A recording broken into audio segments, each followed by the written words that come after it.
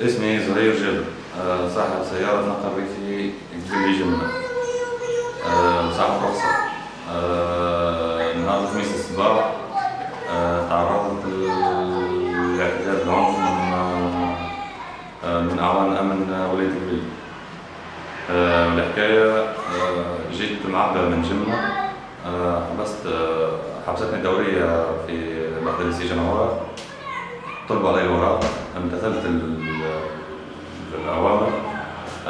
طلبوا علي بطاقة التعريف وقال لي حل الماء بتاع الكهرباء، بديت تكتشف الكهرباء، حلفت الماء نزل هو بنفسه هز البطاقتين من الركاب اللي معي.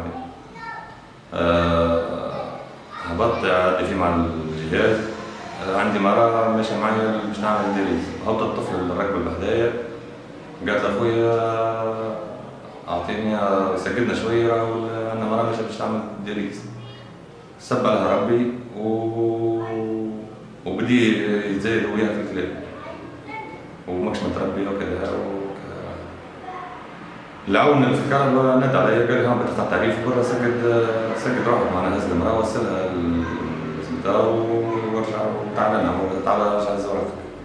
صار الأمر كذلك، مشيت وصلت الركاب، كي رجعت قال لي شنو لك الطفلة؟ قلت له مواطنة من جملة راكبة معي. قال لي شبيها؟ بها ياسر بها ياسر. قلت له حتى انت مش بيها باش تسب على ربي. قال لي حتى انت معنا جاي معنا تسب عليك ربي كذا تعاود فيها. قال لي مرة الحقني المركز الدوراني. مشيت المركز بعد لو جدوز هناك، راني داخل المركز على اساس اني باش ندز الاوراق ونمشي على روحي، لا على خاطر لا تقبحت ولا قلت كلمة زايدة ولا ما قلت حتى شيء.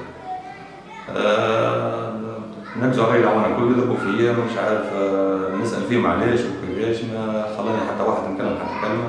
كل كلمة وين جيت نتكلم يسكر فمه بواحد ولا بسالي منو تفيدي، والناس الكل تضرب فيا، وأثار العنف مازالت موجودة على وجهي، وعندي شهادة طبية وراني باش نحب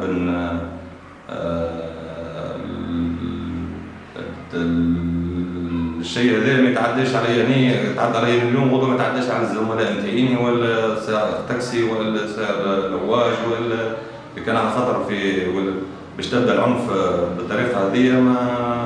ما عملت حتى شيء اول حاجه، وحتى لو اني قلت كلمه ولا واحد ما عنديش اي حق باش يلتجئ اني باش نضرب بالطريقه هذه ولا نتهم بالطريقه هذه. ونطلب ان شاء الله من السلطات والواحد انها تاخذ لي حقي وكذا.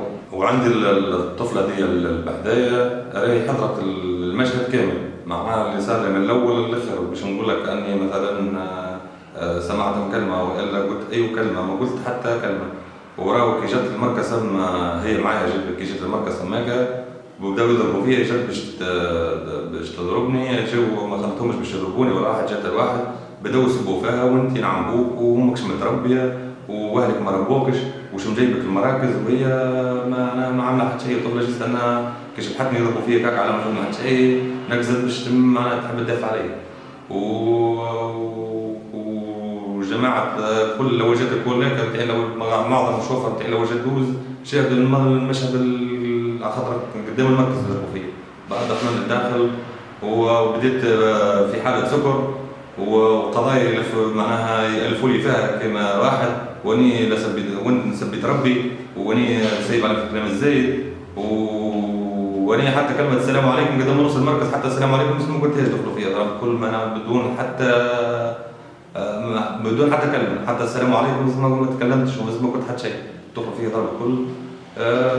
وان شاء الله كان عندي حق ناخذه وكذا.